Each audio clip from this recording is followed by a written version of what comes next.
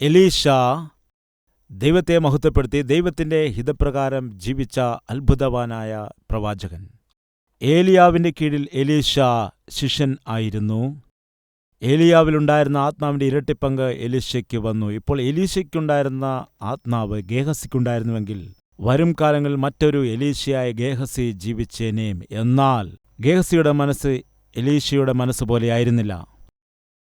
ദൈവവേലയിലായിരിക്കുന്നു, ശുശ്രൂഷയിലായിരിക്കുന്നു. എന്നാൽ തന്റെ മനസ്സ് എല്ലാം തന്നെ ഈ ദൈവവേലയിൽ കൂടി എന്ത് നേടാൻ കഴിയും, എത്രയ്ക്ക് സമ്പാദിക്കാൻ കഴിയും, ഈയൊറ്റ വിചാരം മാത്രം. അങ്ങനെ പണമുണ്ടാക്കാൻ ശ്രമിച്ചതായ പ്രവൃത്തിയിൽ പറഞ്ഞതെല്ലാം കള്ളങ്ങളായിരുന്നു. ഇല്ലാത്ത ആവശ്യങ്ങളൊക്കെ പറഞ്ഞിട്ട് അപ്പോൾ തന്നെ രക്ഷിക്കപ്പെട്ടതായ, പുതുതായി രക്ഷിക്കപ്പെട്ട ഒരു വിശ്വാസിയായതായ നയമാന്റെ അരികിൽ, ഈ പുതിയ വിശ്വാസിയായ നയമാന്റെ അരികിൽ ഗേഹസി ചെന്നിട്ട് എത്രയോ അസത്യങ്ങളാണ് പറയുന്നതെന്ന് നോക്കുക.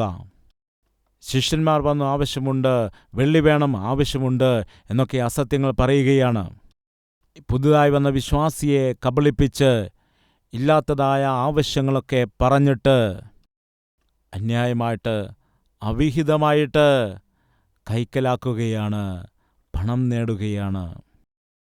ദൈവവേല ചെയ്തുകൊണ്ട് ദൈവവേലയുടെ മറവിൽ അവിഹിതമായി പണം സമ്പാദിക്കുകയാണ്.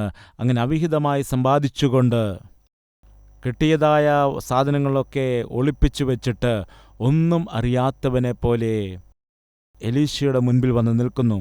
ചെയ്യാവുന്ന ദുഷ്ടകാര്യങ്ങൾ ചെയ്തു, അതുപോലെ പറയാവുന്ന അസത്യങ്ങളും പറഞ്ഞു, വാങ്ങാവുന്ന സാധനങ്ങളൊക്കെ വാങ്ങിയിട്ട് ഒന്നും അറിയാത്തവനെ പോലെ എലീശയുടെ മുൻപിൽ നിന്നപ്പോൾ എലീശ ചോദിക്കുകയാണ്, എവിടെ നിന്ന് വരുന്നു? ആ ചോദ്യത്തിന്റെ ഉത്തരം ഇതാണ്, ഞാൻ എവിടെയും പോയില്ല, ഇത് കള്ളമാണ്. വായ് തുറന്നാൽ അവൻ കള്ളമാണ് പറയുന്നത്. ദുഷിച്ച കാര്യങ്ങൾ ചെയ്യുന്നു, വഞ്ചനകൾ. എന്നാൽ പുറമെയോ ശുശ്രൂഷ, ദൈവവേല, ദൈവദാസൻ. എത്ര ദയനീയമായ സ്ഥിതിയാണ്, എത്ര ദാരുണമാണ്. എലീശ ചോദിച്ചു, എവിടെ നിന്നാണ് വരുന്നതെന്ന്. സഹോദര, സഹോദരി, നമ്മൾ വീട്ടിലേക്ക് വരുമ്പോൾ ഈ ചോദ്യം എല്ലാവരും തന്നെ നേരിടണം. ജോലിക്ക് പോയിട്ട് വരികയാണ്, തിരികെ വരുമ്പോൾ എവിടെ നിന്നാണ് വരുന്നത്? കോളേജിലേക്ക് പോയി തിരികെ വരുന്നു, എവിടെ നിന്നാണ് വരുന്നത്? വ്യാപാരം ചെയ്യുവാൻ വേണ്ടി പോയി തിരികെ വരുന്നു, എവിടെ നിന്ന് വരുന്നു?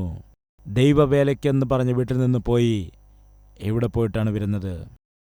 നിശ്ചയമായിട്ടും ഈ ചോദ്യത്തിന് ഉത്തരം നൽകേണ്ടതാണ്. എന്നാൽ ആ ദിവസം ഗേഹസി കൊടുത്ത മറുപടി തെറ്റായ മറുപടിയായിരുന്നു, റോങ് ആയിരുന്നു. എന്താണ് പറഞ്ഞത്? ഞാൻ എവിടേക്കും പോയില്ല. തൻ്റെ തെറ്റുകളെ മറച്ചുവെക്കുവാൻ വേണ്ടി ശ്രമിക്കുകയാണ്. താൻ ചെയ്ത കാപട്യങ്ങളൊക്കെ മറച്ചുവെക്കുവാൻ വേണ്ടി ശ്രമിക്കുകയാണ്. താൻ കള്ളം പറഞ്ഞിട്ട് നേടിയെടുത്തതായ സാധനങ്ങൾ എല്ലാം തന്നെ വളരെ വിദഗ്ധമായി മറച്ചുവെക്കുന്നു. അതിനുശേഷം ഒന്നും അറിയാത്തവനെ പോലെ വളരെ നിഷ്കളങ്കനായിട്ട് മുൻപിൽ വന്ന് നിൽക്കുകയാണ്. ഇന്ന് നമ്മുടെ മധ്യയിൽ അങ്ങനെയുള്ളവരുണ്ടോ? വീട്ടിൽ നിന്ന് നീ പുറത്തേക്ക് പോയ ശേഷം പുറത്തെന്തെല്ലാം ചെയ്യുന്നുവെന്ന് നിനക്കറിയാം, എങ്ങനെ ജീവിക്കുന്നുവെന്ന് നിനക്കറിയാം, എങ്ങനെ പണമുണ്ടാക്കുന്നുവെന്ന് നിനക്കറിയാം. നീ ചെയ്യുന്ന വഞ്ചനകൾ, നിന്റെ ചതി, അതെല്ലാം നിനക്ക് നന്നായി അറിയാം. എവിടെല്ലാം നീ പോകുന്നു, എന്തെല്ലാം ചെയ്യുന്നു, നീ എങ്ങനെ ജീവിക്കുന്നു, ഇതെല്ലാം നിനക്കറിയാം. വളരെ ദോഷം ചെയ്ത് ജീവിച്ചിട്ട് ഒന്നും അറിയാത്തവനെ പോലെ നീ വീട്ടിലേക്ക് മടങ്ങി വരുമ്പോൾ, അല്ലെങ്കിൽ ആലയത്തിലേക്ക് വരുമ്പോൾ, ഈ ചോദ്യത്തിൻ്റെ ഉത്തരമെല്ലാം ദൈവത്തിന് നന്നായി അറിയാം. നീ എവിടെ നിന്ന് വരുന്നു? ഈ ചോദ്യത്തിൻ്റെ മറുപടി നീ തന്നേ പറ്റൂ. കള്ളം പറഞ്ഞ് രക്ഷപ്പെടുവാനും വേണ്ടി ശ്രമിക്കുകയാണെങ്കിൽ നീ സൂക്ഷിക്കുക. നീ പറയുന്ന കള്ളം നിന്റെ മാതാവോ പിതാവോ ഭാര്യയോ ഭർത്താവോ വിശ്വസിച്ചേക്കാം, അല്ലെങ്കിൽ സഭയിലെ ദൈവദാസൻ വിശ്വസിച്ചേക്കാം. എന്നാൽ നിനക്കൊരിക്കലും കള്ളം പറഞ്ഞ് ദൈവത്തെ പറ്റിക്കുവാനായിട്ട് കഴിയുക ഇല്ല. പ്രിയമുള്ളവരെ, എലീശയെ ഗേഹസി കള്ളം പറഞ്ഞ് പറ്റിക്കാൻ വേണ്ടി ശ്രമിച്ചു. ഞാൻ എവിടെയും പോയില്ല എന്ന് പറഞ്ഞു. അങ്ങനെയാണോ? എവിടേക്കും പോയില്ല. അപ്പോൾ എലീശയുടെ മറുപടി എന്താണ്? ഒരു നിമിഷം ശ്രദ്ധിക്കുക. എലീശ അവനോട്, ഗേഹസിയെ, നീ എവിടെ പോയിരുന്നു എന്ന് ചോദിച്ചു. അടിയനെങ്ങും പോയില്ല എന്ന് അവൻ പറഞ്ഞു. അടിയനെങ്ങും പോയില്ല എന്ന് പറഞ്ഞു. ഇത് കള്ളമാണ്. അതിന് അവൻ പറയുകയാണ്, ആ പുരുഷൻ രഥത്തിൽ നിന്നും ഇറങ്ങി നിന്നെ എതിരേറ്റപ്പോൾ എൻ്റെ ഹൃദയം നിന്നോടുകൂടെ പോന്നിരുന്നില്ലയോ? നിന്നോടുകൂടെ വന്നില്ലേ? കള്ളം പറഞ്ഞുകൊണ്ട്, പുതുതായി വന്നതായ ഒരു വിശ്വാസിയെ വഞ്ചിച്ചുകൊണ്ട്, പറ്റിച്ചുകൊണ്ട് ദ്രവ്യം സമ്പാദിപ്പാനായിട്ട് നീ ശ്രമിച്ചപ്പോൾ, വ്യാജമായ കാര്യങ്ങൾ പറഞ്ഞ് അവരുടെ കയ്യിൽ നിന്ന് സമ്മാനങ്ങളൊക്കെ വാങ്ങിയെടുത്തതായ സമയത്ത് ഞാൻ കണ്ടില്ലേ? എൻ്റെ മനസ്സ് നിന്നോടുകൂടെ പോന്നില്ലയോ?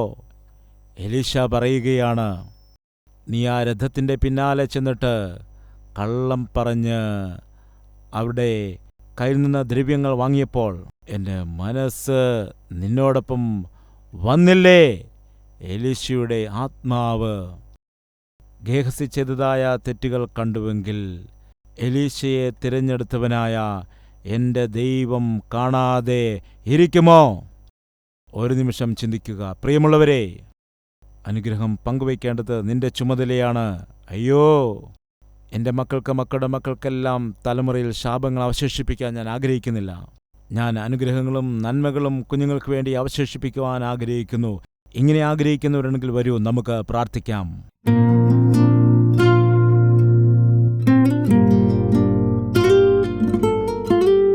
മഹാപരിശുദ്ധനായ സ്നേഹവാനായ പിതാവേ, എവിടെ നിന്ന് വരുന്നു?